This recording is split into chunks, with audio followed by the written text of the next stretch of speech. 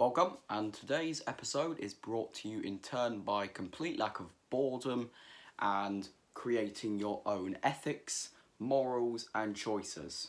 So, I speak a lot about today in fast media and how much with Twitter and Facebook and other social medias, everything is now an instant. If you order something on a delivery service, it's either there within the same day or the next day.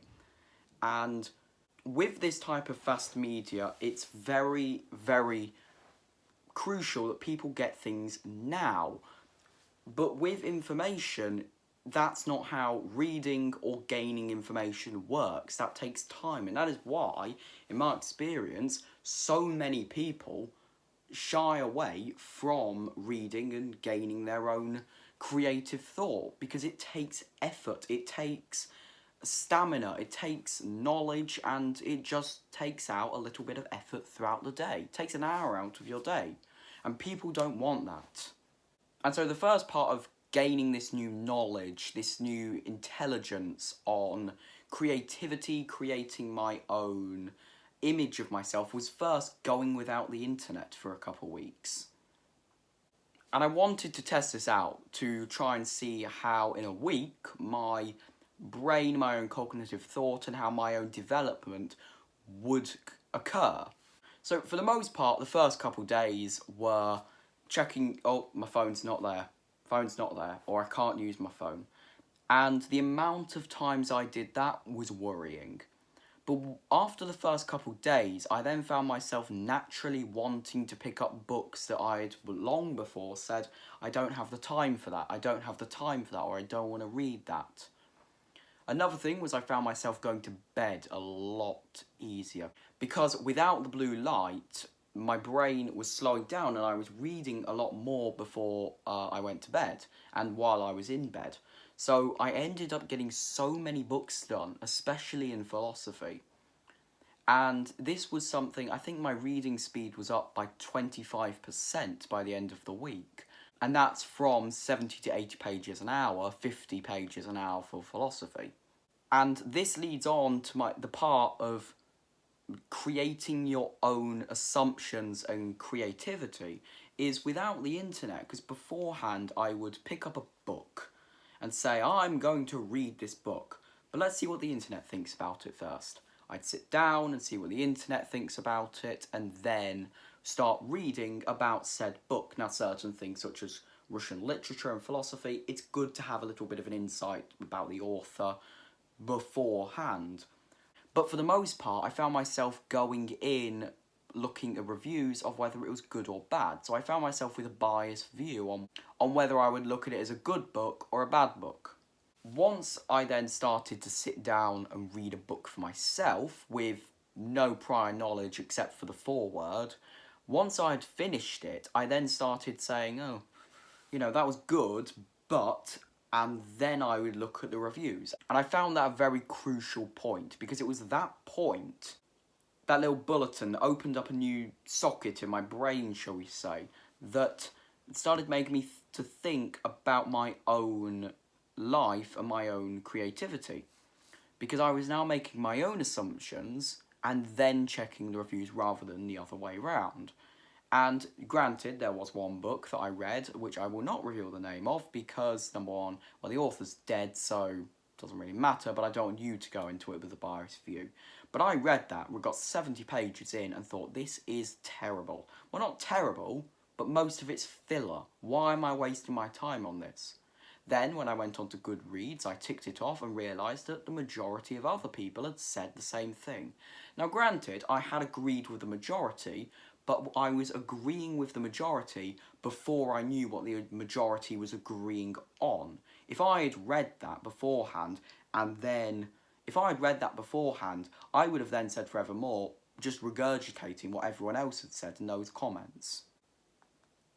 The second part was I found myself taking things slower, and I found myself having way more free time. I started beforehand was saying, I've got to do these emails, I've got to do this, got to do that. And then I actually found that when I was scrolling, I was sidetracking, saying, oh, I've just got to tweak that logo, just got to tweak what's in the newsletter for next month.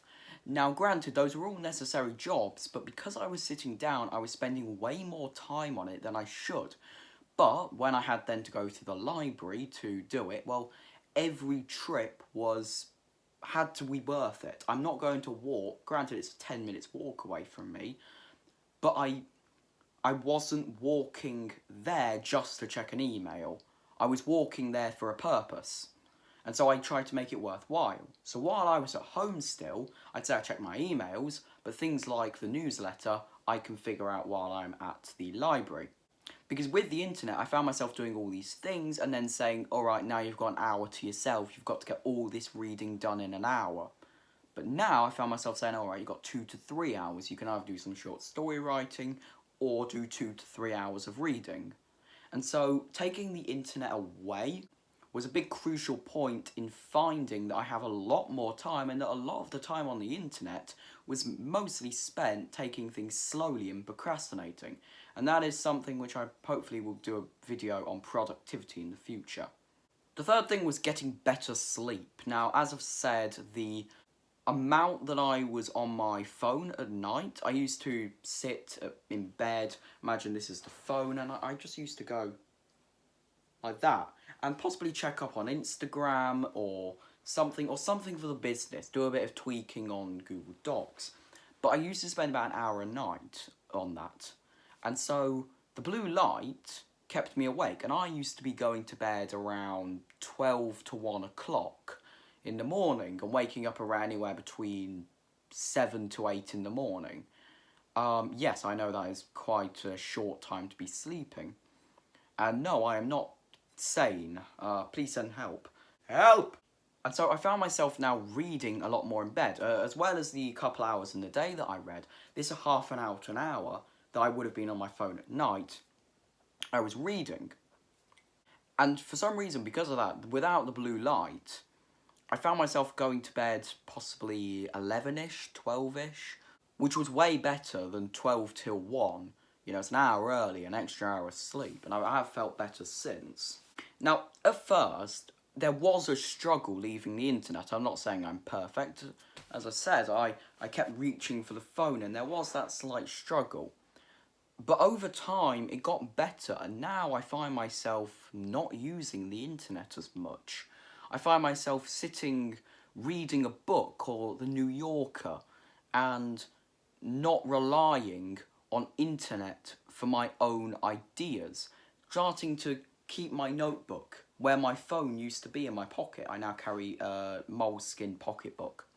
And so whenever I used to pick out my phone, I'd be greeted with a notebook, and then I'd write some ideas down in there. And then over time, those ideas have developed, and they've turned into a few short stories that I'm going to get published.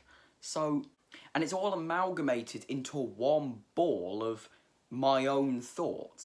And so today I found myself in a cafe with a friend, and we were chatting about the news and politics, and I found myself speaking more openly because I had had time to develop my own thoughts rather than regurgitating Twitter's thoughts, which, let's all agree, those thoughts are not the best.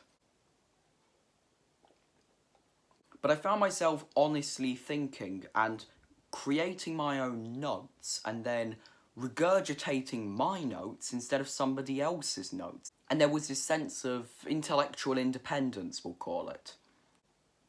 So that's all I've got for this video. Hope you enjoyed. And there'll be a link down below to subscribe to the brand new newsletter, which will be posted monthly.